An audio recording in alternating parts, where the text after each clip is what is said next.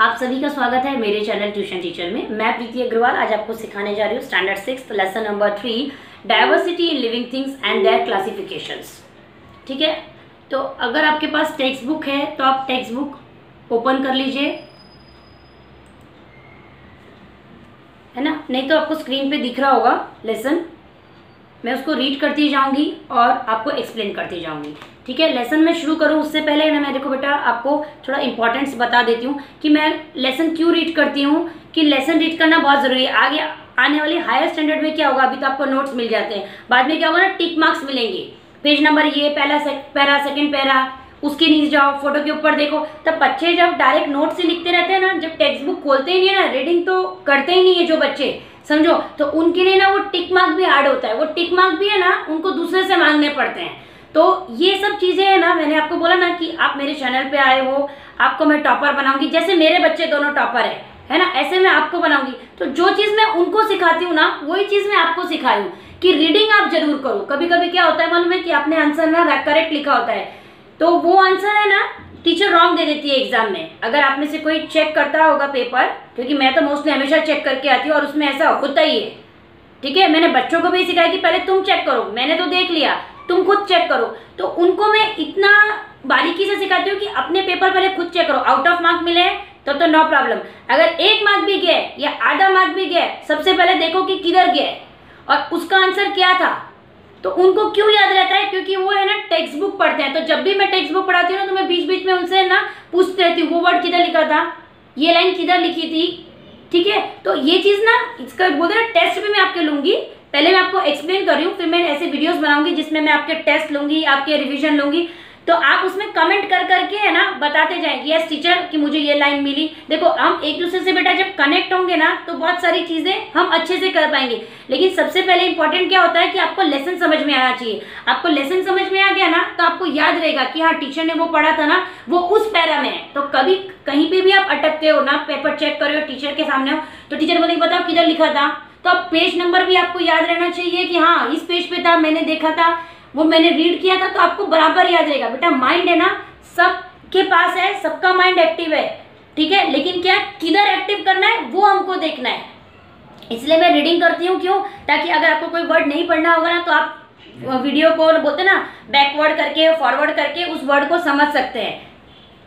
तो मैं भी पहले रीड करती हूँ। तो ऐसा मत सोचो टीचर रीड करी ना, इसको पहले आगे भगा दो, ऐसा मत करो। क्योंकि आप रीड करते जाओगे ना, तो आगे हायर स्टैंडर्ड में ना आपको टिक मार्क के लिए प्रॉब्लम नहीं आएगा। और अभी भी आप क्वेश्चन आंसर्स लिखोगे करोगे ना, तो आपको याद रहेगा हाँ ये तो मैंने उधर पढ़ा था, वो टीचर भी बता रही थी, रीड भी किया था। तो माइंड उतना स्टोर करता जाएगा ना, तो आंसर याद करने में ईजी होंगे। ठीक है, अब देखो डाइवर्सिटी मतलब क्या हो गया, वेराइटी ऑफ समथिंग। बोलते हैं बहुत सारी चीज की वेराइटी, चाहे वो कपड़े की हो, खाने की हो, किसी भी चीज की हो। आप खुद भी सोच लो कि किस चीज की वेराइटीज आप करते हो। देखो मोबाइल में भी बहुत सारी वेराइटीज है, कपड़ों में बहुत सारी वेराइटीज हैं, ये कंप्यूटर में वेराइटीज हैं।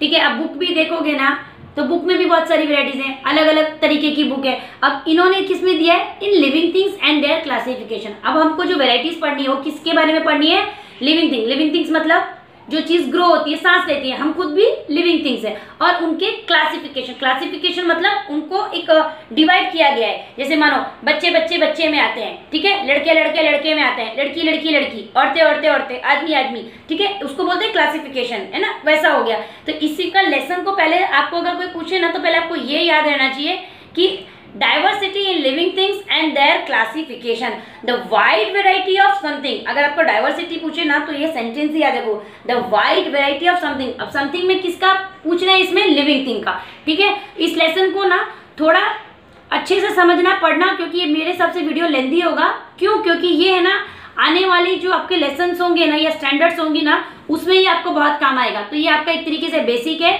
और बेसिक में ना कुछ कुछ वर्ड्स ऐसे हार्ड भी होंगे, आपको लगेगा अरे याद करना पड़ेगा, एग्जाम में आएगा तो ये देखेंगे, इसका रिवीजन मिलेगा तो देखेंगे, क्वेश्चन आंसर होगा तो एक्स्ट्रा क्या पढ़ना, ये जो लिखा है वही नहीं पढ़ पा रहे हम। ऐसा मत सोचो, टॉपर बनना है ना बेटा, सामने कोई चीज आई है ना, तो उसको उसी टाइम पे याद करने की कोशिश करो, ताकि आगे जाके है ना आपको हार्ड ना हो।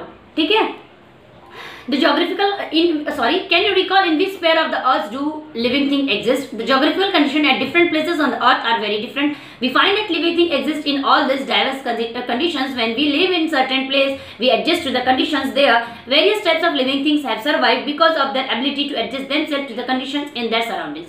देखो अभी हमने स्पेयर्स तो पहले के लेसन में था, मैं उसमें नहीं जाऊंगी, ठीक है। तो हम कौन से स्पेयर में रहते हैं? बायोस्फीयर में रहते हैं, ठीक है। एक ये मैं आपको बता रही हूँ। सेकंड चीज देखो, ज्योग्राफिकल कंडीशंस क्या होता है कि अभी देखो ठंडी है कि गर्मी है, उसके हिसाब से हम खाते हैं पीते हैं, हमारे कपड़े रहते हैं। अगर विंटर सीजन होता है, ठीक है, विंटर सीजन हमेशा सब तरफ एक ही रहता है, लेकिन हम जिस स्टेट में रहते हैं उधर विंटर कितना है, विंटर सीजन अभी चालू हो जाएगा, ठीक है, दिवाली के बाद में विंटर सीजन चालू हो जाएगा। लेकिन अगर आप दिल्ली साइड देखो, पंजाब साइड, जम्मू कश्मीर, वो लोग पूरा ऐसा ना एकदम बोलते हैं, मुंह ही थोड़ा थोड़ा दिखेगा, नहीं तो आंखें दिखेंगी, वो पूरा कवर अप करते हैं। लेकिन अगर हम अपने महाराष्ट्र साइड में देखें तो इतना लोग नहीं पहनते हैं, सीजन वही रहता है। लेकिन ज्योग्राफिकल कंडीशन मतलब आपके स्टेट में, आपके एरिया में उतना ठंड है नहीं है, उसके हिसाब से आप खाते पीते या कपड़े पहनते हो, ठीक है। और हम जो ह्यूमन बींग्स होते हैं ना, ह्यूमन बींग्स में क्या क्या आ जा रहा है बेटा, हम इंसान आ गए हैं, लिविंग थिंग्स में प्लांट्स आ गए हैं और एनिमल्स आ गए। तो हमको जो ज्योग्राफिकल कंडीशन मतलब वही जो क्लाइमेट होता है ना, उसके हिसाब से हमको एडजस्ट करना होता है, चाहे वो खाने का हो, पीने का हो या कपड़े पहनने ओढ़ने का हो, ठीक है। Are the plants and animals that you have seen और अलाइक। देखो आपने एनिमल्स देखे हो बहुत सारे, या प्लांट कभी भी सेम दिखते हैं? नहीं, डॉग अलग दिखता है, कैट अलग दिखती है, ठीक है। प्लांट्स में भी देखो तुलसी का प्लांट, बेसिल अलग दिखता है, मिंट पुदीने का प्लांट अलग दिखता है, यानी अलग सब में बोलते ना डाइवर्सिटी है, डिफरेंसेस है, ठीक है। Diversity in plants. अभी हम किस बारे, इस लेसन में हम दो पार्ट पढ़ेंगे, एक पढ़ेंगे डाइवर्सिटी इन प्लांट्स और एक हम पढ़ेंगे डाइवर्सिटी इन एनिमल्स। तो पहले हमको प्लांट्स के बारे में पढ़ना है, ठीक है। Various types of plants are found in many places around us. Some plants like grass are short while others are tall and have a canopy. Some plants grow underwater while some other floats on water. We find that some plants grow even in desert. Moreover, we find that there is a lot of variety in the same type of plant. For example, there are different varieties of rice or wheat, different types of roses and mangoes of different flavors. Some plants grow even without stem, leaves or roots. These are very different from ordinary plant. Let us study this diversity among plants. देखो ये उन्होंने भी इतना बड़ा जो है ना introduction दिया है, बहुत सिंपल है। आप देखो गेहूं, अगर आप किसी दुकान में गए हो ना तो बहुत सारी गेहूं लगी रहती है, ये इतने रुपए किलो, ये इतने रुपए किलो। जिसको पता होता है कि उनको कौन सी गेहूं चाहिए वो उस हिसाब से वो वैरायटी ले जाते हैं। चावल भी देखो, बासमती, टुकड़ा, कोलम, स्टीम राइस। आप मम्मी को पूछोगे ना तो आपको बहुत सारी वेराइटीज मालूम। अब रोजेस तो आपने मार्केट में देखा होगा, रेड रोज, व्हाइट रोज, देखिए ना, ऐसे सब में वेराइटीज। मैंगो में भी जैसे हम बोलते हैं ना वो हापुस, दशहरी आम है ना। तो कहने का मतलब कोई भी चीज है ना उसकी वेराइटीज है, उनकी क्या है, वेराइटीज है, ठीक है। और कोई प्लांट्स है ना अंडर, देखो ये सेकंड वाला देखो, कुछ प्लांट्स जो होते हैं ना अंडर वाटर में ग्रो होते हैं और कुछ प्लांट्स कैसे होता है, वाटर पे फ्लोट करते हैं। तो मैं उनके ना आपको एग्जांपल्स दे देती हूँ, उसको भी अपना अगर कोई आपको पूछ लेना तो आप कंफ्यूज मत होना, क्योंकि मैंने आपको हमेशा बोला ना कि टेक्स्ट बुक में जो दिया है वो तो आप याद करोगे, बुक में तो आप टॉपर हो गए, लेकिन आपको लाइफ में है ना भी टॉपर होना है। ये एग्जाम तो पास कर लोगे, लाइफ भी पास करनी है। लाइफ बहुत बोलते हैं ना इतनी इजी नहीं है बेटा। सामने वाला जब आपको देखता है ना आपने इतना पढ़ा, इतना करा है, तो वो उस हिसाब से पूछता है, और जब आप उस हिसाब से नहीं जवाब दे पाते ना तो वो आपने जितना भी आपकी मार्कशीट है ना उसका कोई यूजेस नहीं है। तो प्लांट्स ग्रो अंडर वाटर है, मस्क ग्रास, पॉन्ड वीड, ठीक है, मस्क ग्रास और पॉन्ड वीड। अगर आपको कोई पूछेगा ना तो अंडर वाटर है। While float on plants float on water जो है वो वाटर हाइसिंथ करके एक प्लांट है। कौन सा, वाटर हाइसिंथ होएगा ना तो मैं उसकी पिक्चर भी लगा दूंगी। अगर आपके स्कूल में वर्कबुक्स हैं तो उसके ऊपर ये आंसर भी है, वाटर हाइसिंथ क्यों फ्लोट होता है वाटर पे, तो उसका वो उसमें उन्होंने रीजन भी दिया हुआ है। यानी घूम फिर के बातें क्या होती है ना आई जाती है, भले इन्होंने इधर नहीं दिया तो उसका एग्जांपल उन्होंने वर्कबुक में दे दिया। वाटर हाइसिंथ वो क्यों फ्लोट होता है वो भी उन्होंने उसमें रीजन दिया, लेकिन अभी मैं आपको इसका ही बता रही हूँ। अंडर वाटर मैंने आपको बताया पॉन्ड वीड और मस्क ग्रास और floats on water, water hyacinth, ठीक है। और डेजर्ट में क्या है, प्रिकली पेयर। डेजर्ट में क्या है, प्रिकली पेयर। ये एक तरीके से कैक्टस प्लांट होता है। कैक्टस आपने देखा होगा ऐसे गोल गोल से रहते हैं, ऊपर कांटे से लगे रहते हैं, तो प्रिकली पेयर होता है, वो डेजर्ट में मिलेगा आपको plant. Make their own food in sunlight. Some plants are called autotrophic plants. For example, the hibiscus, pomegranate, periwinkle, etc. Some plants like funguses, Loranthus, dodder use other plants for food are said to be heterotrophic. Plants like the peach plant even consume insects. They are insectivorous. ठीक है। अभी देखो, अभी plants का हमने देख लिया कि कोई शॉर्ट होते हैं, कोई लॉन्ग होते हैं, ठीक है। ग्रासेस जैसे इन्होंने बताया ना शॉर्ट होती है, स्टार्टिंग में देखो ग्रासेस शॉर्ट होती है, और वाइल अदर कोई ग्रास बड़ी होती है, और हैव अ कैनोपी। ये एक लाइन मेरी रह गई थी एक्सप्लेन की, सॉरी।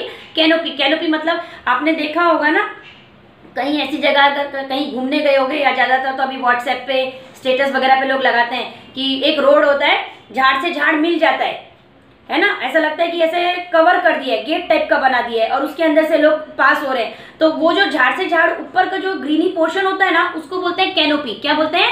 कैनोपी। यानी ये झाड़ और ये झाड़ का जो ग्रीन पोर्शन है ना, वो एक दूसरे से टच हो गया है, यानी जैसे बोलते हैं ना ओवल यू शेप का आ गया, उल्टा यू करेंगे ना तो उसका जो शेप आ गया उसको बोलेंगे कैनोपी, ठीक है।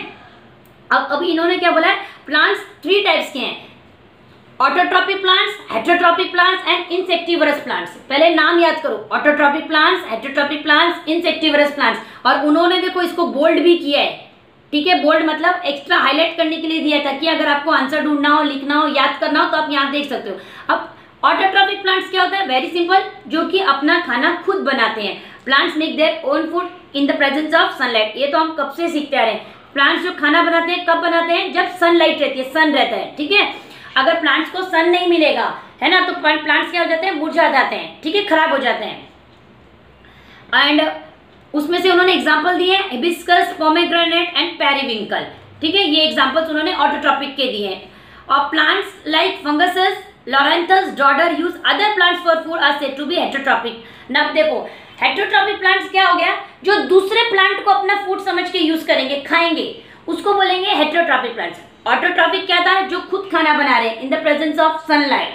हेटेरोट्रॉपिक जो उनका फूड अदर प्लांट है, ठीक है, वो हो गया heterotrophic. Now what is insectivorous? Insectivorous क्या होता है? जो प्लांट है ना, इंसेक्ट्स खाएगा, कीड़े होते हैं ना छोटे छोटे, इंसेक्ट्स खाएगा, उसको बोलेंगे इंसेक्टिवरस प्लांट। तो ये तो आपको यहीं से सिंपल मालूम पड़ जाएगा, इंसेक्ट खाता है तो वो इंसेक्टिवरस प्लांट हो गया। एग्जाम्पल उसमें पीचर प्लांट है। कौन सा है? Pitcher plant. देखो एग्जाम्पल्स इसमें दिए हुए हैं, तो ये आप एग्जाम्पल्स आराम से याद कर सकते हो, कोई प्रॉब्लम नहीं। सबसे पहले कितने टाइप्स के प्लांट है? 3 टाइप्स। ऑटोट्रॉपिक जो खुद खाना बनाते हैं, हेटेरोट्रॉपिक जो ऑटोट्रॉपिक को खाते हैं, जो प्लांट्स को खाते हैं, ठीक है। देन इंसेक्टिवरस जो प्लांट इंसेक्ट्स को खाते हैं, एग्जाम्पल पीचर प्लांट, ठीक है। देन नेक्स्ट पेज पे चलते हैं, the structure of a plant. अब देखो स्ट्रक्चर ऑफ अ प्लांट क्या है? Plant structures can generally be divided into 2 parts: the stem, which grows above the ground, and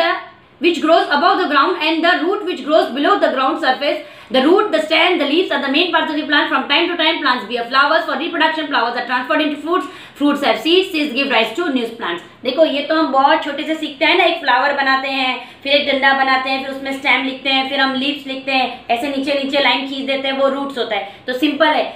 stem जो होता है वो ग्राउंड, मतलब जहाँ पे आप उगा रहे हो कोई भी झाड़, तो स्टेम हमेशा ग्राउंड के ऊपर होता है, रूट हमेशा ग्राउंड के नीचे होता है। देखो धीरे धीरे लैंग्वेज मैंने आपको शुरू से बोलते रही हूँ, हार्ड होती जाएगी।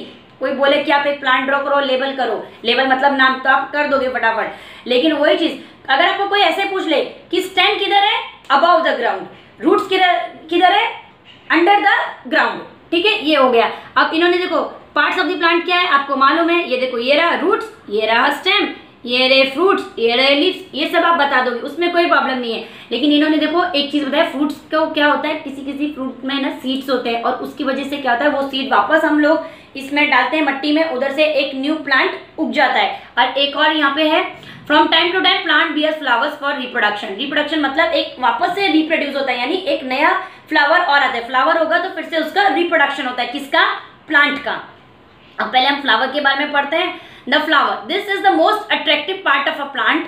It is connected to the stem by a stalk which may be long or short. A flower has a typical color and shape. The flower is an important means of reproduction. देखो जब भी कोई plant में आगे growth होनी है तो उसमें एक रिप्रोडक्शन होता है, तो उसके लिए उन्होंने बताया। सबसे पहले उन्होंने एक लाइन लिखी है कि पूरा एक आप प्लांट देखोगे ना, उसका अट्रैक्टिव पार्ट क्या होता है? फ्लावर। चाहे वो कौन से भी कलर का हो, रेड हो, येलो हो, व्हाइट हो, तो उसका जो कलर होता है ना वो बहुत अट्रैक्टिव लगता है। उसकी जो शेप्स होती है वो डिफरेंट होती है, ठीक है। और एक चीज यहाँ पे एक वर्ड है, it is connected to this stem. कौन सा? फ्लावर जो कनेक्ट होता है ना, स्टेम को ही कनेक्ट होता है, क्योंकि उसी से लीव्स भी कनेक्ट है।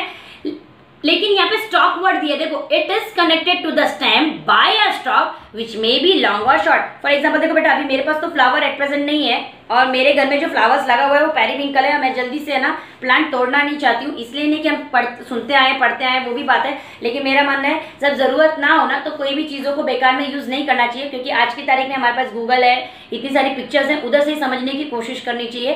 पहली बात तो स्टॉक क्या हुआ, देखो आपने कोई फूल तोड़ा, आपने फूल पकड़ा, तो जहां से आप फूल पकड़ते हो, इधर से फूल तोड़ने के बाद जो आप फूल पकड़ोगे ना उस पोर्शन को बोलेंगे स्टॉक। क्या बोलेंगे? स्टॉक। टॉक बोलते हैं TAL के, आगे S लगा देंगे तो उसको बोलेंगे स्टॉक। किसी देखो अगर पेरीविंकल का आपने देखा होगा ना, तो पेरीविंकल का जो स्टॉक होता है ना, एक तो बहुत सॉफ्ट होता है और बहुत छोटा होता है, ठीक है। तो अब आप अपना कमेंट करो कि आपने कौन सा फ्लावर पकड़ा है, देखा है, उसका स्टॉक छोटा है कि बड़ा है। आप साथ के साथ बेटा कमेंट करते जाओगे ना, ऐसा मत सोचो अरे टीचर बोल रही है अभी हम कहाँ करेंगे, हम कहाँ सोचेंगे। वीडियो भले आप रोको, आप समझो, दिमाग लगाओ, तुरंत नहीं आ रहा है बाद में लगाओ, लेकिन माइंड को ना बेटा एक्टिव रखो, ठीक है। तो इसलिए मैं आपको कमेंट करने को बोलती रहती हूँ, ताकि क्या है ना, कनेक्ट रहोगे ना लेसन से, तो आपको है ना इजी हो जाएगा कि हाँ ये चीज बताई थी, ये चीज तो हम पढ़ के आए थे। नेक्स्ट लेसन में अगर आपको स्टॉक पूछे तो बोलोगे स्टॉक क्या था, स्टेम तो सुना है, बचपन से सुना है, स्टॉक क्या था। जिससे आप फ्लावर पकड़ते हो ना, फ्लावर तो स्टेम से तोड़ने के बाद में जब आप फ्लावर पकड़ते हो, उसके नीचे फ्लावर के नीचे जो डंडी होती है ना, उसको बोलते हैं स्टॉक। क्या बोलते हैं? स्टॉक। वो या तो लॉन्ग होगी या शॉर्ट होगी, depends on the flower. The stem, the height, shape and size of a plant depends upon the stem. The stem carries out the function of production, conduction and storage of food. In some plant, it has the function of reproduction. It gives support to the parts of the plant. देखो simple है, stem का अगर सबसे पहले बोलेंगे तो उसका काम क्या है? सपोर्ट देना, ठीक है। और वो क्या करता है? Production, conduction and storage of food. Conduction, देखो प्रोडक्शन मतलब वो भी प्रोड्यूस करता है, ठीक है। सेकेंड चीज कंडक्शन, मतलब हम वाटर कहाँ डालते हैं? मट्टी में डालते हैं ना, पानी जब हम डालते हैं तो हम किस में डालते हैं? मट्टी में पानी डालते हैं। किसी के पास स्प्रे होता है, ठीक है, या मानो स्प्रे होता है तो टाइम भी नहीं होता है कि हर एक लीफ को बैठ के क्लीनिंग करे। जब दिन त्योहार होता है या गेस्ट आने वाले होते हैं ना, तो हम अच्छे से झाड़ को ना थोड़ा सा क्लीन वगैरह कर देते हैं, गैलरी वगैरह में कि कोई गेस्ट वगैरह आएंगे, हमेशा करते रहना चाहिए। लेकिन उतना नहीं कर पा रहे हैं तो हम कम से कम क्या करते हैं बेटा कि मट्टी, झाड़ अगर जिसके घर पे भी है, प्लांट जिसके घर पे भी है, तो वो वाटर तो उसको देते ही है, तो वो कहाँ देते हैं? मट्टी में देते हैं। तो वो जो ये मट्टी में देते हैं ना, तो ये जो स्टेम है ना, ये सारा पानी जो है ना सबकी तरफ पहुंचा देता है, वो काम है स्टेम का, ठीक है। और उसमें स्टोरेज ऑफ फूड भी होती है स्टेम के अंदर। ये हमको है ना, इसका भी प्रॉब्लम है रिप्रोडक्शन करना, जैसे कि इसमें पहले दिया था ना फ्लावर का reproduction, plant bear flowers for reproduction, तो स्टेम का भी वही चीज उन्होंने दिया है, और it give support to the plant, ठीक है। द नेक्स्ट देखो the roots, the root hold the soil firmly and anchor the plant. The main function of the root are to absorb and transport water and nutrients from the soil. The root of the carrot and radish also store food. There are two types of roots, tap root and the fibrous root. अब देखो root का क्या है, जैसे मैंने अभी आपको बोला ना स्टेम का सिखाया, तो मैंने रूट का सिखाया। पानी आपने डाला ना तो पहले क्या हो गया, वो रूट्स पे गया, रूट से वो स्टेम पे चला गया, ठीक है। स्टेम से वो पूरे प्लांट को मिल गया, जिससे कि हमारा प्लांट बोलते हैं ना ग्रीन रहेगा, फ्रेश रहेगा, अच्छा दिखेगा, अच्छा रहेगा। वो क्या करता है? ट्रांसपोर्ट करता है वाटर, पानी डाला है ना तो transport and nutrients from the soil. Soil भी बोलते हैं ना अच्छी रहती है, बोलते हैं ना कोई मट्टी खराब हो गई है, मट्टी बदल दो। अगर आपके यहाँ पे गार्डनिंग का किसी को पता होगा, आप उनको पूछोगे ना तो वो बता देंगे। तो वो जो न्यूट्रिएंट्स, या कभी कभी बोलते हैं ना जिनके घर में प्लांट्स पे ना कीड़े लग जाते हैं तो कीड़े की दवाई भी डालते हैं। तो पत्तों में अगर कीड़े लग गए व्हाइट कलर के ना, तो हम क्या करते हैं? पत्तों के ऊपर नहीं दवाई डालते हैं, हम सॉइल में डालते हैं दवाई, और वो दवाई धीरे धीरे रूट से स्टेम, स्टेम से जिधर कीड़े रहते हैं उधर तक चली जाती है और वो झाड़ सही हो जाता है। जैसे कि एग्जांपल, हम बीमार हो गए, हमारा सर दर्द हो रहा है, हमने गोली खा ली, तो हम सर में गोली थोड़ी खाते हैं, हम तो सर पे बाम लगाते हैं। या हमें बुखार हो गया, मानो आप बोलोगे टीचर गोली नहीं खाई तो बाम से भी तो सर दर्द सही हो गया। चलो एग्जांपल, हम बुखार करते हैं, बुखार तो पूरी बॉडी में होता है, तो हम पूरी बॉडी में क्या लगाते हैं? कुछ नहीं लगाते ना, हम या तो बोलते ना टैबलेट्स खाते हैं या सिरप खाते हैं, तो हम हमारा बुखार चला जाता है। सेम चीज जो भी हम यहाँ पे डालते हैं ना, वो पूरा कहाँ पे चला जाता है, पूरे प्लांट को वो चीज मिल जाती है, चाहे वो वाटर हो या न्यूट्रिएंट्स हो, ठीक है। और अभी देखो इन्होंने क्या बताया कि कैरेट और रेडिश जो होती है ना, वो फूड स्टोर होगी। कैरेट बोले तो गाजर, रेडिश बोले तो मूली, वो अपने अंदर फूड्स को स्टोर करती है। दो टाइप्स के रूट होते हैं, tap root and the fibrous root. अब देखो टैप रूट, ये देखो कैसे दिखा रहे हैं, एग्जांपल भी उन्होंने लिखा है, हिबिस्कस एंड बनियान, ठीक है। और ऑनियन का दिखा रहे हैं, फाइब्रस रूट दिखा रहे हैं, ऑनियन और ग्रास। अब देखो अगर आप टैप रूट देखोगे ना, टैप रूट का कहना है कि जिसकी ना ज्यादा जड़ें नहीं होंगी, और जो रूट्स है ना वो ज्यादा नहीं होंगी, थोड़ी थोड़ी होंगी ज्यादा, लेकिन इतनी सारी नहीं होंगी। और अगर आप ऑनियन की देखोगे ना, ऑनियन की आपके घर पे ऑनियन आया होगा ना, तो ऑनियन में पीछे देखोगे ना ब्राउन कलर के छोटे छोटे से ना वो रहते हैं। एक एग्जांपल, अभी मैंने ऑनियन नहीं रखा है, मैं जरा वीडियो को पॉज करके आपको ऑनियन दिखाती हूँ, 1 मिनट फ्रेंड्स। तो अभी मैंने है ना ये ऑनियन मंगाया आपको दिखाने के लिए। जैसे मैं आपको बता रही थी ना, रूट 2 टाइप्स के होते हैं, tap root and fibrous root. तो टैप रूट का एग्जाम्पल हिबिस्कस हो गया, बनियान उन्होंने दिया है एग्जाम्पल में, ठीक है। और मैं जो सेकेंड आपको बता रही थी ना फाइब्रस रूट, तो इसमें क्या टैप रूट की तो जो एग्जांपल्स है एट प्रेजेंट मेरे पास अवेलेबल नहीं है, लेकिन इसी से आप फाइब्रस रूट समझ जाओगे तो टैप रूट समझने में और इजी हो जाएगी। फाइब्रस रूट का एग्जांपल उन्होंने दिया है ऑनियन और ग्रास। अब देखो ऑनियन में है ना किसी किसी के यहाँ पे क्लीन वाला भी होगा, मेरे को ये मिल गया, ये मैंने स्पेशली नहीं लाया, घर पे था तो मैंने आपको दिखा दिया। देखो ये ऑनियन है ना, ये तो आपको पता है ऑनियन प्याज है। इसके पीछे जो रूट है ना, अगर आपको कोई पूछे, क्योंकि देखो पूछने वाला कौन होगा, जो वो क्लास पास कर चुका होगा, और आप बोलोगे यार ये क्लास में फर्स्ट आया, ये तो जो एजुकेटेड होगा, जिसको समझ होगी, वो परफेक्ट पकड़ लेगा। आपके घर पे ऑनियन है उसमें रूट्स है, नहीं अभी तो नहीं है, अच्छा कभी आया है, हाँ आया है, तो उस रूट को क्या बोलते हैं, तब सोचोगे अरे, कि फिर वो बता भी देगा अरे ये तो उस लेसन में था। इसलिए मैं आपको बोला कि हमेशा मैं बारीकी से आपको क्यों समझाती हूँ, कि भले आपको लगेगा कि लेंदी वीडियो है, लेकिन बेटा आने वाले कल में जो चीज आपके लिए डिफिकल्टी हो सकती है ना, उस चीज को हम आपके लिए इजी अभी से करके दे रहे। थोड़ा आप समय दो, चीजों को समझो, आपके लिए इजी होगा। तो ये देखो, ये रहा ऑनियन। ऑनियन में आप देख रहे हो ये कितने सारे रूट्स दिख रहे हैं, ये बहुत सारे रूट्स दिख रहे हैं ना, तो ये हो गया फाइब्रस रूट। और टैप रूट क्या होगा, रूट्स होंगे उसके, लेकिन वो थोड़े मोटे होंगे और इतने सारे नहीं होंगे। अब पिक्चर में भी आप देखोगे ना, यहाँ पे देखो फाइब्रस रूट, अगर मैं यहाँ पे दिखाऊं आपको, तो फाइब्रस रूट की तरह बहुत सारे दिख रहे हैं ना आपको यहाँ पे, और टैप रूट में इतने सारे रूट्स नहीं होंगे, ठीक है। ये आपका मैंने एक्सप्लेन कर दिया। अभी मैं आपको नेक्स्ट रीड कर देती हूँ, need for classification of plants. Up to now information about lakhs of plant has been collected while studying the diversity in plants. They are classified for the sake of convenience on the basis of the similarities and differences in the structure, their organs and their characteristics. अब देखो, अभी हमने जो भी इतने लैक्स में plant होंगे, बहुत सारे प्लांट्स होंगे, इवन मुझे भी नहीं मालूम होगा। देखो हम भी जिस फील्ड में है, जो हमारे सामने आता है ना बेटा, उसी चीज को, तो इसलिए लोग बोलते हैं ना, आपने सुना होगा हमने पूरी दुनिया नहीं देखी है, क्योंकि अच्छे लोग भी है बुरे लोग भी। हम अच्छे के रास्ते पे जा रहे हैं तो हमें अच्छे कामों पे ध्यान है, जिन्हें बुरे रास्तों में जाना है तो उनका बुरे में ध्यान है। तो जो बुरे पे ध्यान दे रहा है, जब हमें वो काम करना ही नहीं है तो हम उस तरफ देखेंगे ही नहीं। तो इसीलिए मैं आपको बोल रही हूँ, इतने सारे प्लांट्स होंगे, लैक्स में प्लांट होंगे, ठीक है। तो वो उनकी जो वो बोलते हैं ना डिफरेंसेस, वो किस चीज पे कर सकते हैं कि इनमें सिमिलैरिटीज क्या है, डिफरेंसेस क्या है, उनका कैरेक्टरिस्टिक क्या है, उनके ऑर्गन्स कैसे, छोटा है बड़ा है कैसे है, ठीक है। अब इसमें देखो इसके ऊपर कैसे रिसर्च किया गया है। The scientist Carolus Linnaeus made the first scientific classification of plants. Initially it was his method of classification that was used by all.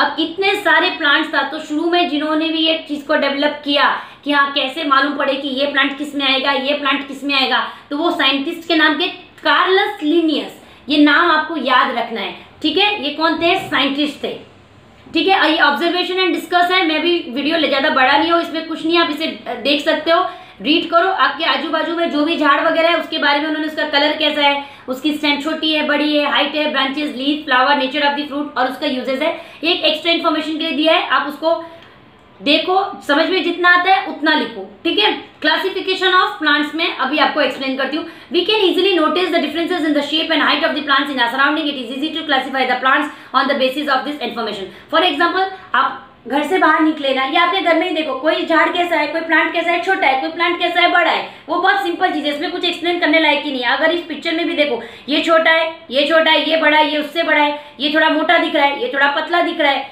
ठीक है। तो इतने डिफरेंसेस तो आप भी निकाल सकते हो, इसलिए उन्होंने लिखा diversity in plants. Can you tell what are the similarities between a mango, a banyan and a tamarind tree.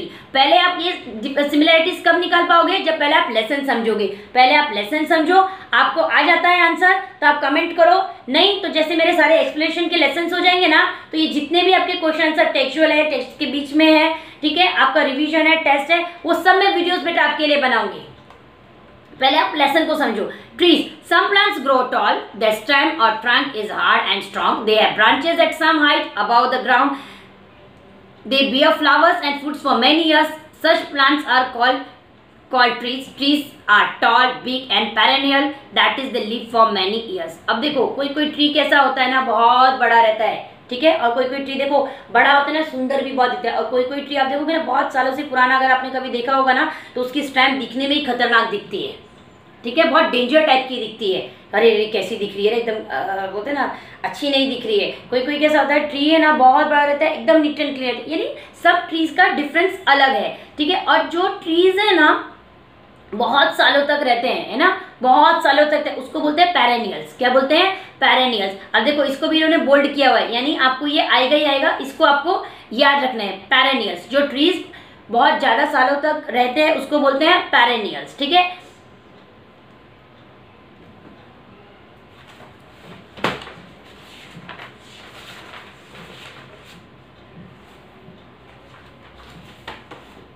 ठीक है, देन सेकंड देखो, what are the similarities between the hibiscus, oleander and lantana plants. ठीक है, ये भी मैंने आपको बोला, पहले लेसन समझो। Shrubs, some plants grow close to the ground, they give out branches very close to the ground, they are shorter and smaller than trees but they have thick and hard stem. The oleander, hibiscus, lantana, coranti and rose are shrubs that may grow up to 2 to 3 meters. अब देखो shrubs क्या होते हैं, trees से थोड़े छोटे रहते हैं, ठीक है। ट्रीज क्या हमने भी पढ़ा, टॉल होते हैं, स्ट्रांग होते हैं, इनके भी स्टेम इन्होंने बताया कि स्ट्रांग ही होंगे,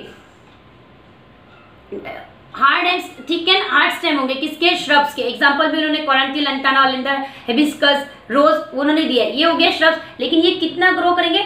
2 to 3 मीटर ही ग्रो करेंगे। कौन? श्रब्स। ये स्मॉलर देन होते हैं ट्रीज से, ठीक है।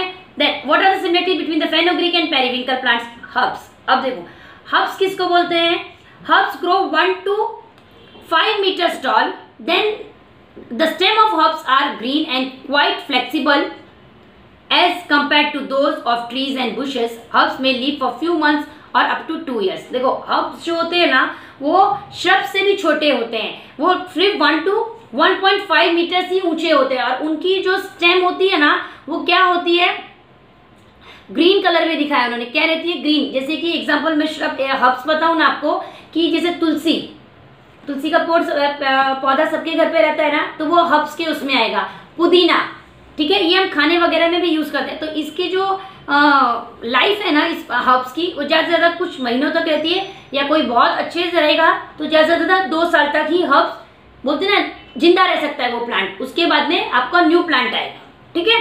तो पहले वाला क्या था? पेरेनियल्स, मतलब जो ट्रीज टॉल शॉर्ट होते हैं, देन श्रब्स ट्रीज से छोटे होते हैं, देन हर्ब्स होते हैं जो 1 to 5 मीटर्स होते हैं, वो सिर्फ फ्यू मंथ्स तक रहेंगे या अप टू 2 years तक रहेंगे।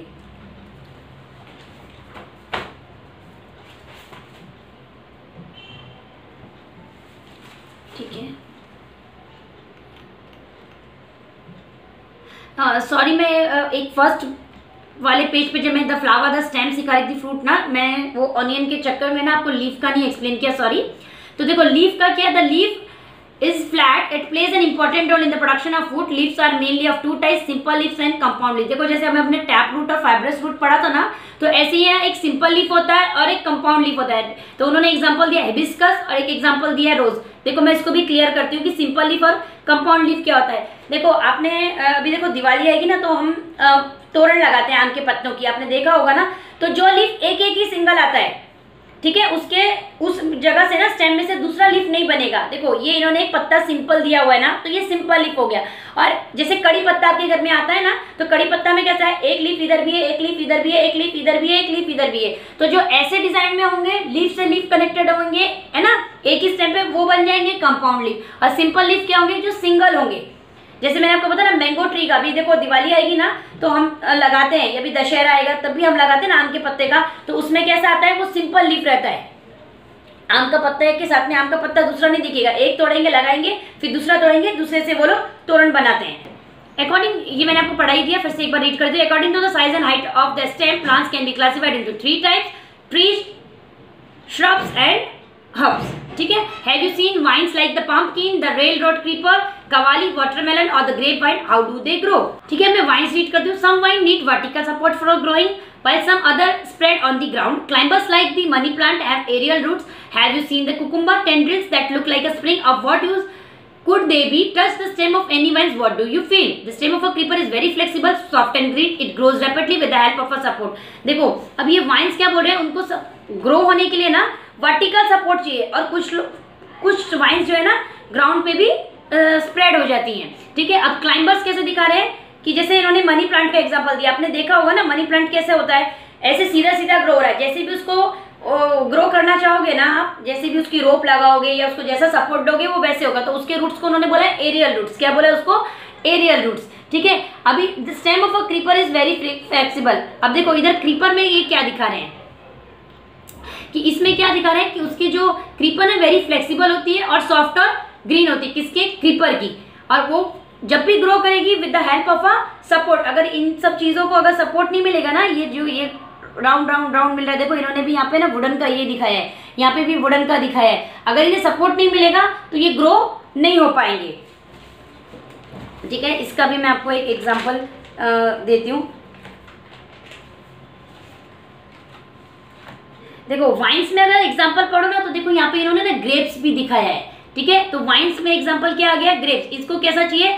वर्टिकल सपोर्ट चाहिए। ठीक है, और ये देखो ये जो क्रीपर है ना इसको हॉरिजॉन्टली ये ज्यादा चल रहा है। और ये चीज आप देखो ग्रेप, अगर फोटो को ध्यान से देखोगे ना, ग्रेप्स ऊपर लटके हुए नजर आ रहे हैं और ये जो पंपकिन्स वगैरह आपको दिख रहे हैं ना, वाटरमेलन दिख रहे हैं, ये नीचे पड़े हुए हैं। तो इसको ये क्रीपर में डाल रहे हैं। किस में डाल रहे हैं? क्रीपर। क्यों? क्योंकि देखो इनका वेट लाइट है और इनका वेट हैवी है। ये भी ऐसे जो इनकी स्टेम है ना, ये भी राउंड राउंड में ही जा रही है, लेकिन ये ग्राउंड पे ग्रो हो रहे हैं और ये कैसा है ना, वर्टिकल सपोर्ट पे ग्रो हो रहे हैं। तो इसमें ना आपको कंफ्यूज नहीं होना है। वाइन्स में कैसा हो गया कि आपका वर्टिकल सपोर्ट हो गया और क्रीपर में क्या हो गया? हॉरिजॉन्टल सपोर्ट हो गया। क्योंकि क्रीपर में क्या है ना, जो चीज ग्रो होती है ना, फ्रूट जो बोलते हैं ना, चीज ग्रो हो रही है, चाहे वेजिटेबल हो या फ्रूट्स हो, उसका वेट हमेशा हैवी होगा। उसका वेट हमेशा, देखो वाटरमेलन भले छोटा था लेकिन हैवी तो रहता है ना कंपेरिजन टू ग्रेप्स। ठीक है, तो ये आपको याद रखना है। Can you tell for how many years do crops like bajra, wheat, corn, radish, marigold live? The life cycle of plants like jawar, sunflower is completed in 1 year. देखो अभी ये चीज को मैं एक एक लाइन रीड करती जाऊंगी, एक्सप्लेन करती जाऊंगी, क्योंकि इसमें ना बहुत सारी चीजें आपको समझनी है। कि देखो जो प्लांट जवार का है या सनफ्लावर है ना, उसको उसकी जो लाइफ साइकिल है पूरी, वो कंप्लीट कितने टाइम में होती है? 1 ईयर में। तो ये आपको याद रखना है। 1 ईयर में किसकी? सनफ्लावर और जवार की। These plants are called annuals. देखो एनुअल मतलब क्या हुआ? जो पूरे साल का उन्होंने बताया। एनुअल प्लांट्स किसको बता दिया उन्होंने? जिनको लाइफ साइकिल पूरे 1 साल की है। ठीक है, the life cycle of plants like the carrot, beetroot is of 2 years, they are called biennials.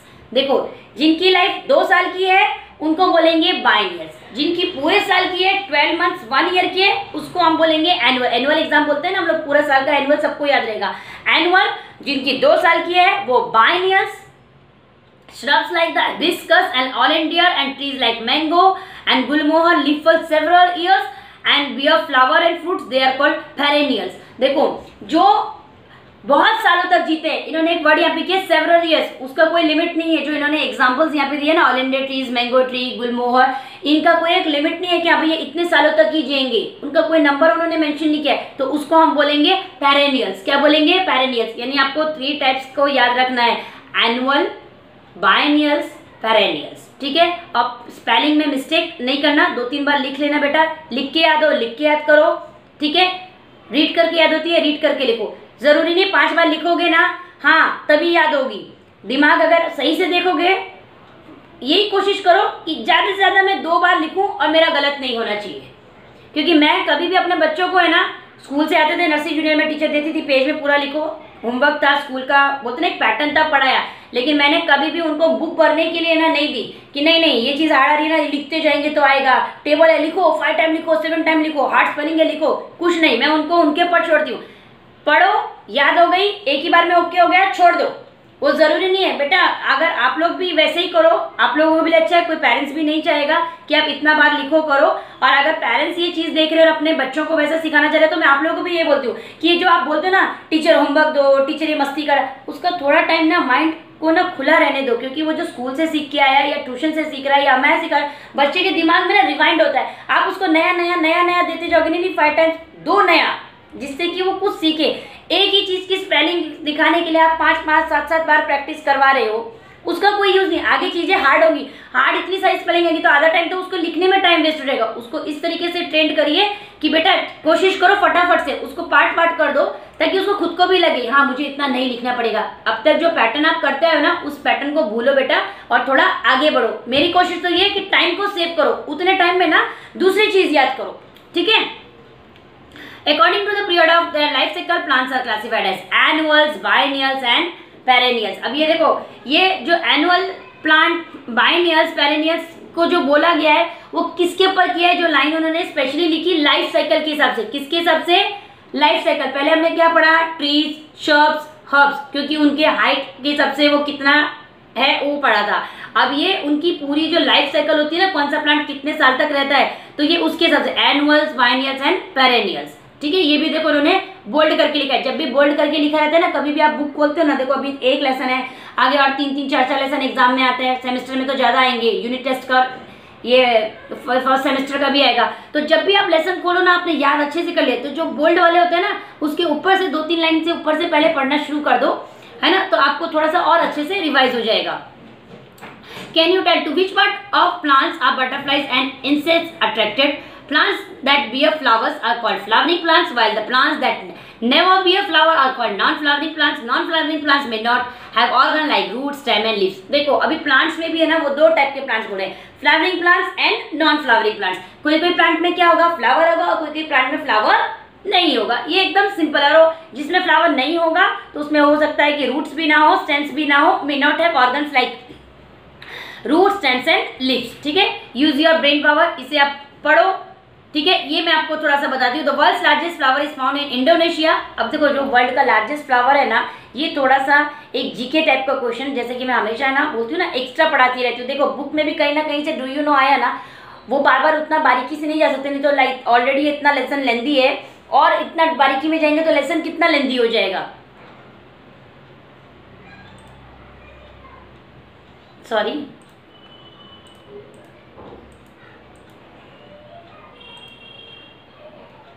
तो उन्होंने जो बताया ना, वर्ल्ड का, पूरे वर्ल्ड का, नॉट इंडिया का, वर्ल्ड का जो लार्जेस्ट फ्लावर है ना, वो कहाँ मिला? इंडोनेशिया में। उसका डायमीटर ऑफ फ्लावर प्लांट रेफ्लेजिया अर्नोल्डी, याद रखो, रेफ्लेजिया अर्नोल्डी इज अबाउट 1 मीटर। आपको फ्लावर कहाँ मिला? इंडोनेशिया में, वर्ल्ड में, रेफ्लेजिया अर्नोल्डी। उसका जो डायमीटर है वो कितना है? 1 मीटर है। द वर्ल्ड स्मॉलेस्ट फ्लावर कौन सा है? वोल्फिया और डकवीड। उसका जो डायमीटर है वो 0.5 मिलीमीटर है। ठीक है, mm मीन्स मिलीमीटर।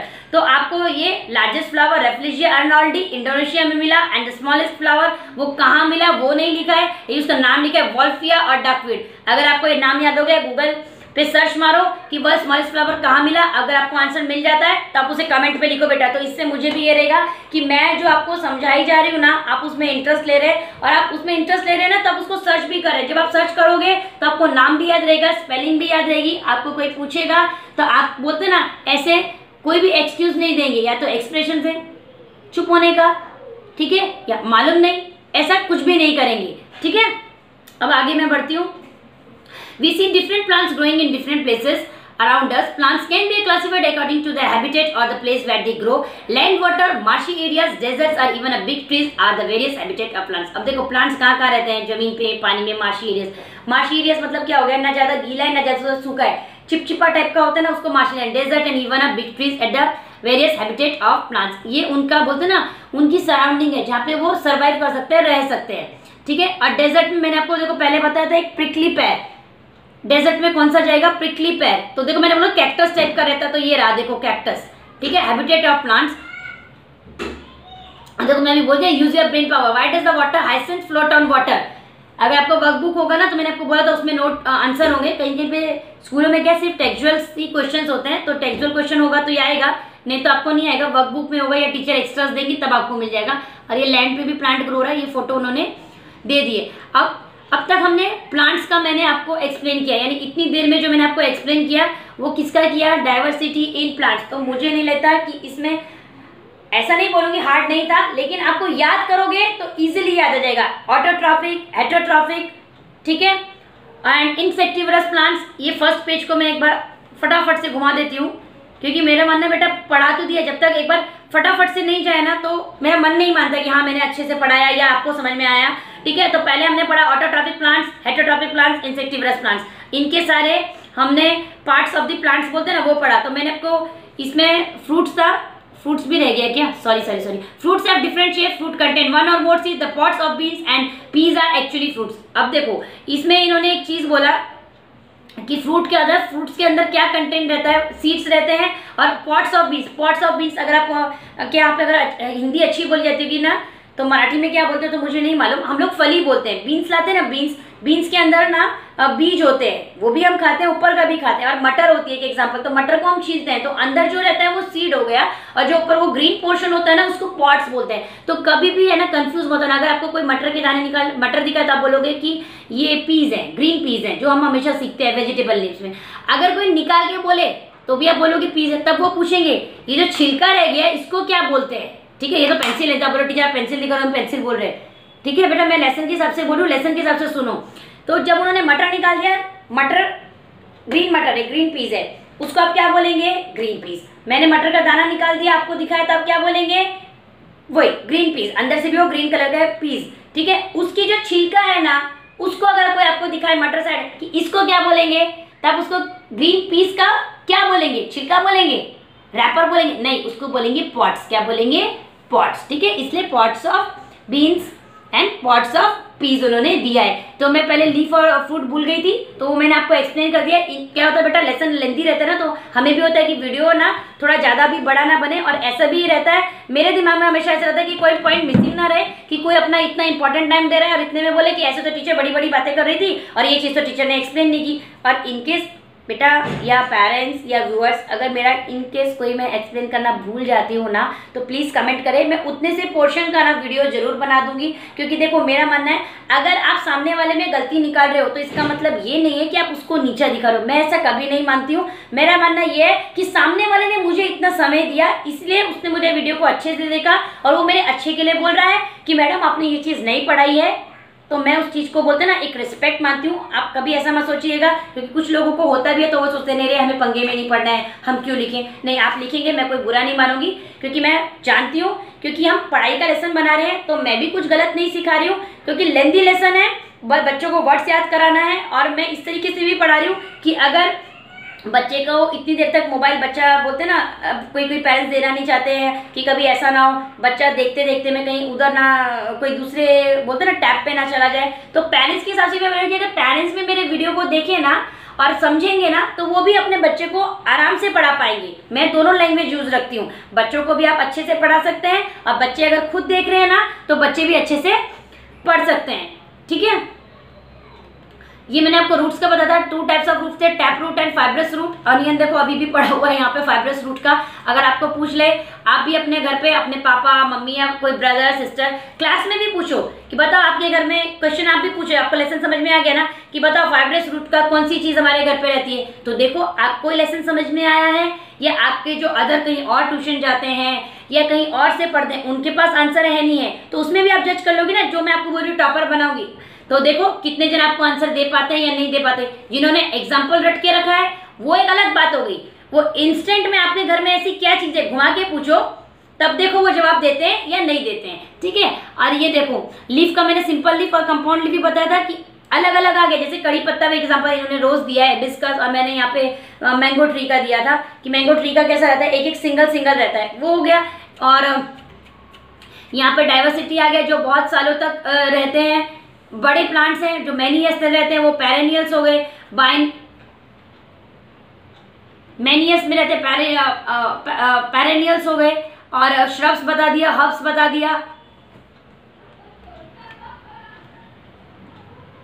ठीक है, जो 2 साल के रहते हैं वो बाइनियल्स हो गए, और जो बहुत सालों के वो पेरेनियल्स मैंने पहले बता दिया, और जो साल भर के लिए वो एनुअल्स होते हैं। वाइन्स को वर्टिकल सपोर्ट चाहिए, उसका एग्जांपल यहाँ पे ग्रेप्स इन्होंने दिखाया हुआ है। और क्रीपर्स में क्या है, वो भी वैसे ही उनके जो वो है ना स्टेम जो है वो ऐसे टेंडल्स से गोल गोल गोल गोल घूमेंगी, लेकिन उसमें क्या होता है क्रीपर में हमेशा ना हैवी रहेगा, जो फ्रूट रहेगा ना वो हैवी रहेगा। ग्रेप्स देखो हल्का है और ये क्या है, हैवी है, इसलिए ये अगर लटकेगा तो क्या होगा, झाड़ी टूट जाएगा। ठीक है, ये मैंने आपको सिखा दिया। लाइफ साइकिल अभी मैंने बता दिया, एनुअल, बाइनियस, पेरेनियस, ये यहाँ पे कंप्लीट हो गया। रेफ्ली एर्नोल्डी, वर्ल्ड्स लार्जेस्ट फ्लावर बता दिया, इंडोनेशिया में हुआ, डायमीटर 1 मीटर, और स्मॉलेस्ट फ्लावर वॉल्फिया डकविट 0.5 मिलीमीटर। ठीक है, ये यहाँ का बता दिया। और ये कहाँ रहते हैं प्लांट्स, आपको कहाँ मिलते हैं, ये एक्सप्लेन कर दिया है, सिंपल है, land, water, marshland, desert and even a big trees. ठीक है, ये हो गया। अब ये जितना hard plant diversity in plants था ना, लेकिन डाइवर्सिटी एंड क्लासिफिकेशन एनिमल इतना हार्ड नहीं है, एक एक 2 वर्ड है, लेकिन अगर अभी अच्छे से आपको समझ में आ गया ना तो नेक्स्ट स्टैंडर्ड्स में आपको प्रॉब्लम नहीं होगा। और अगर आपने 5th स्टैंडर्ड में अच्छे से पढ़ा होगा तो ये आपके लिए और इजी हो जाएगा। Different animals have different have developed different shapes to survive in the environment. There is a great variety in the body structure of animals too. The amoeba that cannot be seen with our eyes, the huge elephant, the small snail, the fish that swims in water, a kite that flies high in the sky, butterfly that flit around flowers, a house lizard that crawls on a wall are all animals. Each has different characteristics. Animals have body parts like head, neck, torso or tail and limbs for movement. They have various organ systems which carry on various functions inside their body. In this respect too, there is a lot of diversity in animals. अब देखो animals में क्या है, अगर हाथी की बात करें, हाथी बहुत बड़ा है. छिपकली को हम देखें तो दीवारों पे चल रही है, ठीक है. और स्नेल जो होता है वो बहुत स्मॉल होता है ना. और जो अमीबा है उसको हम अपने बोलते हैं ना, आंखों से डायरेक्टली नहीं देख सकते हैं, उसको हम किससे देखेंगे, माइक्रोस्कोप से देखेंगे, ठीक है. A kite flies high in the sky, ठीक है. ये काइट बोले तो वो पतंग नहीं है जो हम उड़ाते हैं, ये भी एक बर्ड है, ठीक है. और बटरफ्लाइज फ्लिट मतलब वो उड़ती है, किसके अराउंड में उड़ती है, फ्लावर के. और इससे रिलेटेड ही पहले एक क्वेश्चन आया था, ठीक है, कि बटरफ्लाइज कौन से पार्ट्स ऑफ द प्लांट को अट्रैक्ट करती है, तो उसका आंसर यहीं पर है. इसलिए मैंने बोला कि पहले मैं लेसन समझाती हूँ फिर आप आंसर करना. एक बार मैं आपको वो दिखा देती हूँ, ये देखो, इससे ठीक पहले वाला पेज देखो. To which part of plants are butterflies and insect attracted. कोई स्टार्टिंग में वीडियो देख रहा बोला टीचर ने इसका आंसर नहीं बता रही है, एक्सप्लेन कर रही है. इसलिए मैंने बेटा अपने वीडियोस को ना मैं बहुत डिटेल में बनाती हूँ इजीली, कि इसको आंसर देने से क्या होगा, वो और लेंदी हो जाएगा. आप नीचे का पढ़ लोगे तो आपको याद हो जाएगा कि हाँ इसका आंसर नीचे मिल गया, ठीक है. पहले लेसन समझो फिर क्वेश्चन आंसर्स करो, ये हो गया. और तो इनका कहना क्या है, हाउस लिजर्ड इन्होंने बताया, ठीक है. याद रखना हाउस लिजर्ड, बाद में मैं इसका भी आपको बोलती हूँ. हाउस लिजर्ड जो घर पे छिपकली पाई जाती है ना, वो क्या करती है, क्रॉल्स मतलब जहाँ पे भी वो है, चाहे वो बोलते हैं ना, कभी कभी यहाँ पे इन्होंने वॉल दिया, दीवार पे, कभी कभी जमीन पे भी आ जाती हैं. या चाहे वो समझ के चलो ये दीवार है और ये जमीन है, तो छिपकली इसको चिपक के चल रही है दीवार को, या नीचे कभी कभी हम उसको भगाते हैं ना, वो नीचे गिर जाती है, तो जमीन को भी वो चिपक के चलती है, ठीक है. तो जो एनिमल्स बोलते हैं ना क्रॉल, रेंगते हैं ना, उसको बोलते हैं क्रॉल्स. क्या बोलते हैं, क्रॉल्स, ठीक है. सबके बॉडी पार्ट्स अलग है, किसी हेड, नेक, टॉर्सो, कोई भी एनिमल एक जैसा नहीं दिखता है. Can you tell what are the differences in the body structure of animals like a snake, a lizard, a tiger, a fish, an eagle, a hen, a crab, a house fly, an earthworm, a crocodile and a grasshopper, ठीक है. अब आपको खुद को बताना है कि जो इतनी चीजें बताई हैं तो आपको कैसे उनमें डिफरेंस मालूम पड़ा है. सिंपल लॉजिक है. हाथी देखा तो आपको मालूम है हाथी को सूंड है, ठीक है. अभी अगर मैंने बोला स्नेक है, तो स्नेक का बोलेंगे तो आप ऐसे स्नेक दिखाएंगे, और लिजर्ड बोलेंगे तो पहले तो मुंह बनता है, ठीक है. छिपकली से हमें डर लगता है, इस तरीके से हो गया. We see a variety in animals with respect to their food as well. Since animals depend on others for their food, they are found in places where food is available. Different animals have different methods of obtaining and eating food. This too leads to differences in their body structure. अब देखो हर animal का खाना अलग है. हम लोग देखो कोई जैसे बोलते हैं ना, इंसान जो है ह्यूमन बींग्स है, कोई वेजिटेरियन है, कोई नॉन वेजिटेरियन में कोई कुछ खाना पसंद कर, कोई वेजिटेरियन में भी किसी को प्याज नहीं खाना है, ठीक है. कोई आलू नहीं खाता, किसी को पनीर बहुत पसंद है. तो सबकी वेराइटीज ऐसी एनिमल्स का भी डिफरेंट फूड है, और जहाँ उनको खाना दिखता है वो वहाँ पे रहते हैं, ठीक है. डाइवर्सिटी इन एनिमल्स, उन्होंने बहुत सारी चीजें आपको दिखाई हैं, ठीक है. ये भी वही है, सराउंडिंग में देखो कौन कौन से एनिमल है, वो क्या खाते हैं, कहाँ रहते हैं, और उनका स्पेशल फीचर आपको क्या लगा, ठीक है, आपके हिसाब से बताएं. You will not see all animals in your own surrounding. Why is it so? Which are the other animals that you know of but have not seen? Collect the information among them using the above table. Take the help of a website. को इन्होंने कुछ websites दी हैं, इसको आप जाओ search करो कि क्या क्या है. एक लाइन जो इन्होंने फर्स्ट दी है ये ध्यान से समझो.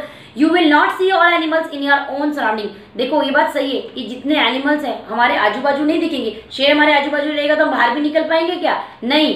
ये क्रोकोडाइल को देख के ही क्या होगा, सब डर ही जाएंगे, वो हमें खा ही जाएगा, ठीक है. फिशेस तो मार्केट में जो बेचते हैं, ठीक है, तब हमको फिश देखने को मिल जाती है. कोई क्रैब भी बिकता हुआ नजर आ जाता है, स्पैरो दिख जाती है, ये भी कभी कभी हमें बरसात वगैरह में दिख जाते हैं, है ना. ये भी हनी का भी दिख जाता है. लेकिन सारे एनिमल्स हमारे अराउंड अस नहीं हो सकते. अगर हमारे अराउंड अस होंगे तो हमारे लिए वो क्या होगा, हार्म होगा, बोलते ना हमारे लिए खतरा होगा, ठीक है.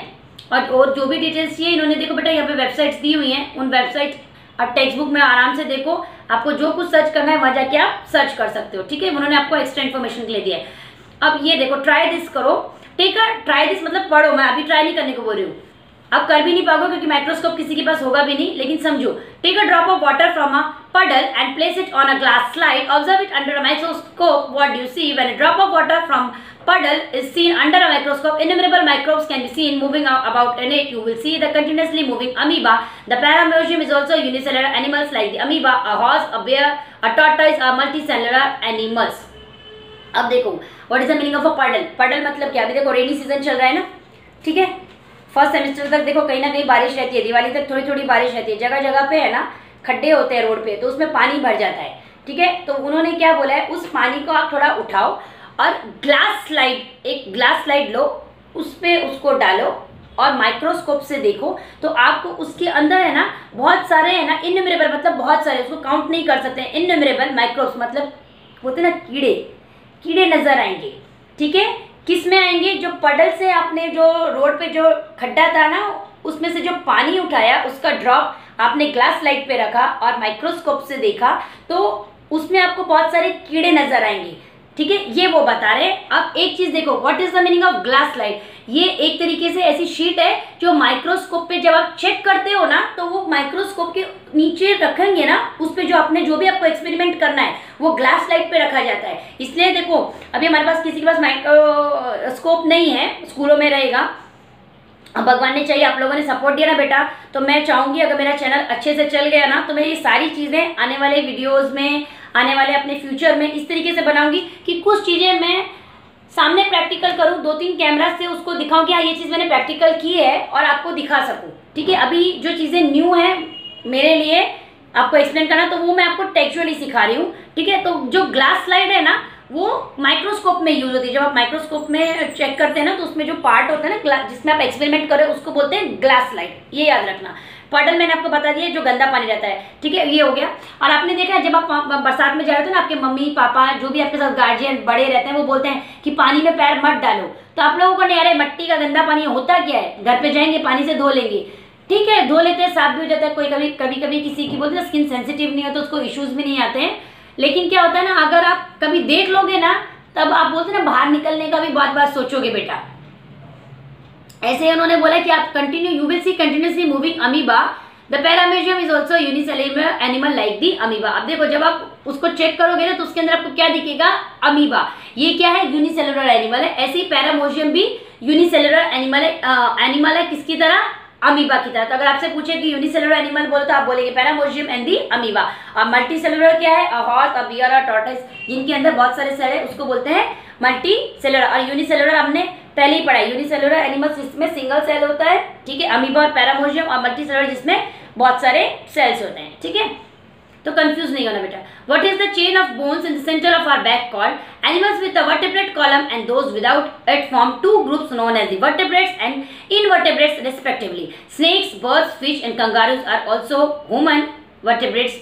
Are vertebrates animals such as snails, cockroaches, earthworms do not have a vertebrate column and therefore they are invertebrate animals. Name some animals which lay eggs and other which give birth to their young ones. We have learned that producing another living things like oneself is called reproduction. A hen lays eggs and hatches them. After a few days, the young chicks hatch out of the eggs. A cow gives birth to a calf. Before that, the calf grows within the cow's body. According to the mode of reproduction, the animals are classified into two types, namely the oviparous animals which lay eggs and viviparous animals which give birth to their young ones. ठीक है, पहले मैं आपको इधर explain करती हूँ। देखो, अभी क्या है ना, वर्टेब्रेट्स करना है और इनवर्टेब्रेट्स एनिमल। अब वर्टेब्रेट्स मतलब जिनको पीछे बैकबोन होती है, ठीक है, उनको बोलेंगे वर्टेब्रेट्स। और इनवर्टेब्रेट्स में क्या हो गया? देखो यहाँ पे इन्होंने दिया है, snake, birds, fish and kangaroos as also human are vertebrate animals. Animals such as snail, cockroaches do not have a vertebrate column and therefore known as the invertebrate animals. जिनको आपके पीछे बैकबोन है वो हो गया वर्टेब्रेट्स, ठीक है, और जिनको बैकबोन नहीं है वो हो गया इनवर्टेब्रेट्स। एग्जांपल्स इन्होंने यहाँ पे दिए हुए आपको, ठीक है। अब नीचे आप देखोगे ना, रिप्रोडक्शन मतलब बर्थ देना, जो जिसके जैसा दिख रहा है। इंसान का बच्चा इंसान की तरह, ठीक है, और कुत्ते का बच्चा पापी बोलते हैं ना, वो उसकी जैसा सेम दिखता है, ठीक है। जो सेम दिख रहा है उसको रिप्रोडक्शन बोलेंगे। हैन क्या करती है? एग ले करती है, अंडा देती है, ठीक है, उसमें से फिर वो अंडे में से उसका बच्चा बाहर आता है। काव क्या करती है, गिव बर्थ करती है काफ, यानी काव के बच्चे को क्या बोलते हैं, काफ बोलते हैं। ये छोटी छोटी नॉलेज है। अगर आपको पूछ ले काफ क्या था, हाँ क्या था मालूम नहीं, वो बारे पढ़ा तो था पहले लेकिन अभी याद नहीं, तो इसलिए मैंने बोला ना कि डॉग का पपी हो गया, कुत्ता वर्ड मैंने यूज किया था, सॉरी, लेकिन हिंदी में हम लोग कुत्ता ही बोलते हैं ना, कुत्ता, ठीक है। A cow give birth to a calf, तो गाय के बच्चे को काफ बोलते हैं। Before that the calf grows within the cow's body according to the mode of reproduction, animal classified into two type, namely oviparous which lays, viviparous which give birth to their young ones. देखो oviparous animals क्या हो गया, जो कि अंडा देते हैं, ठीक है, जैसे कि हैन उन्होंने बताया। एंड विविपेरस एनिमल्स क्या हो गया, टू देयर यंग वंस, यानी वो अंडा नहीं देते हैं, डायरेक्ट बर्थ देते हैं, ठीक है, वो हो गया विविपेरस। ओविपेरस किस में आ गया, विच ले एग्स, देखो बाजू में ही लिखा है तो कंफ्यूज बिल्कुल नहीं होना बेटा, oviparous which lay eggs and viviparous which give birth to their young ones, ठीक है। What where are the animals, namely a horse, a bear, a tortoise, an alligator, a fish, a deer and a frog to be found. देखो ये alligator जो है ना, एक तरीके से क्रोकोडाइल की तरह ही है, ठीक है। According to their habitat, animals are usually classified into terrestrial and aquatic animals, ठीक है। However, animals like frog, salamander, toad live in both places, namely land and water. Therefore, they call amphibious animals. देखो अब aquatic जो land पे ही है वो हो गया terrestrial, जो पानी में है वो हो गया aquatic animals, और जो land और पानी दोनों में है वो हो गया amphibious animals। तो इसमें कुछ भी confusion, aquatic animals तो में क्या आ गया, fish वगैरह आ गया, terrestrial में कौन सा आ गया, ये horse आ गया, elephant आ गया, tiger आ गया, ठीक है। और एम्फीबियस क्या हो गया, जो लैंड पे भी रहता है और वाटर में भी रहता है, ठीक है। अकाइट मैंने बर्ड है, काइट उड़ाने वाली काइट नहीं, पतंग नहीं है। A kite, an eagle, a crow, a butterfly, a honey bee, और fly in the air, though they live in different places, this animals are said to have an aerial mode of life. अब देखो जो birds होती है ना, उनको उन्होंने बोला है एरियल मोड ऑफ लाइफ, उनकी जो लाइफ है ना एरियल मतलब कैसा हो गया, जो हम कपड़े धोते हैं वो वाला एरियल नहीं है, जो उड़ रहे हैं ना उनको उन्होंने बोला है एरियल। क्या बोला है, एरियल। एरियल किसके लिए यूज होगा, बर्ड्स के लिए यूज होगा। उन्होंने बर्ड्स के नाम दिए हुए a kite, an eagle, a crow, a butterfly, ठीक है। तो एनिमल्स भी उन्होंने फिर जो बताया terrestrial, aquatic, amphibious and aerial mode of life, ठीक है। अब इतने में ये लेसन यहीं पे कंप्लीट हो जाता है। एनिमल्स कुछ जो लोग नॉनवेज नहीं खाते हैं, सब देख के गंदा तो लगता ही है, लेकिन कोई बात नहीं, कोई लोग स्ट्रांग भी हैं, देख लेते हैं अच्छे से, लेकिन मेरे को देख के घिन आती है, ठीक है। लेकिन लेसन है, पढ़ाइए, पढ़ना चाहिए, कोई बात नहीं। लेकिन ये चीजें मैंने आपको बता दी, इसमें कुछ हार्ड नहीं है। Oviparous which lay eggs, viviparous जो डायरेक्ट बर्थ देते हैं, terrestrial, aquatic and amphibious and aerial mode of life. Aerial में आपके बर्ड्स आ गए, एम्फीबियस जो लैंड पे भी रहते हैं और वाटर में भी रहते हैं, ठीक है, और टेरेस्ट्रियल जो सिर्फ लैंड पे रहते हैं, एक्वेटिक जो एनिमल्स सिर्फ पानी में रहते हैं। तो ये लेसन यहीं पे कंप्लीट होता है।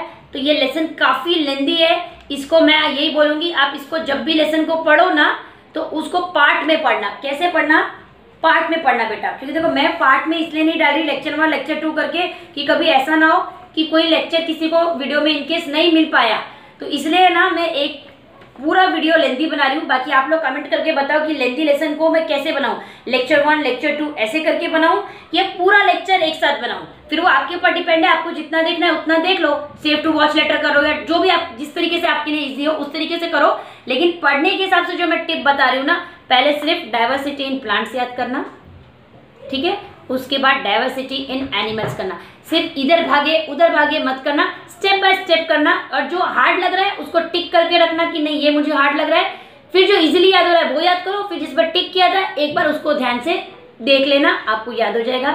एंड आई होप फ्रेंड्स कि एंड आई होप स्टूडेंट्स कि आपको है ना, और मेरे व्यूअर्स जो भी है, कि मैंने इसको बहुत डिटेल में समझा है। इनकेस भी लगता है कि आपको अभी भी कोई डाउट है तो आप मुझे कमेंट करिए, तो मैं आपका वो डाउट क्लियर करूंगी। क्योंकि लेसन क्या है, काफी लेंदी है, तो कुछ पॉइंट्स मेरे हिसाब से मिसिंग नहीं होना चाहिए, लेकिन तो भी मेरे से गलती से ये मैं फ्रूट और लीफ का एक्सप्लेन करना भूल गई थी, तो मैंने बीच में उसको एक्सप्लेन कर दिया है। आप उसको जरा एक बार चेक कर लीजिएगा, और जो गलती है ना उसके लिए सॉरी। मिलते हैं एक नेक्स्ट वीडियो में, तब तक के लिए धन्यवाद।